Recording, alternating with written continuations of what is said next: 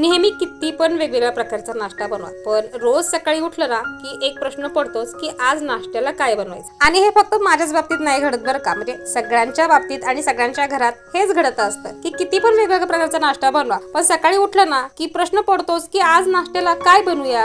आणि माझं पण आज सेम तसंच झालं. रविवार असल्यामुळे सगळे घरात आणि मग सगळ्यांसाठी आज वेगळा नाश्ता काय बनवायचा हा सगळ्यात मोठा प्रश्न पहिला मला पडला. आणि आज कामं पण भरपूर होती, त्यामुळे असा नाश्ता बनवायचा होता जो झटपट होईल आणि एकदम टेस्टी पण होईल. तर तेवढ्यात लक्षात आलं की घरात अंडी आणि ब्रेड आहे. म्हणलं चला बरं झालं, झटपट असा नाश्त्यासाठी अंडा ब्रेड बनवूया. तर एका प्लेटमध्ये 2 अंडी फोडली, त्यामध्ये चवीनुसार मीठ, थोडीशी कोथिंबीर, लाल तिखट, थोडीशी धना पावडर आणि एक हिरवी मिरची कट करून घालून घेतली. अंडा चांगलं फेटून घेतलं, ब्रेड सुद्धा कट करून घेतला आणि तोपर्यंत तवा सुद्धा तापायला ठेवला होता. त्यावरती तेल घालून घेतलं सगळ्या बाजूनी आणि फेटलेल्या अंड्यामध्ये ब्रेड व्यवस्थित डीप करून तव्यावरती घालून घेतला आणि दोन्ही बाजूनी व्यवस्थित शॅलो फ्राय करून घेतला आणि तयार केलेला गरम गरम अंडा ब्रेड सगळ्यांना चहाबरोबर खायला दिला.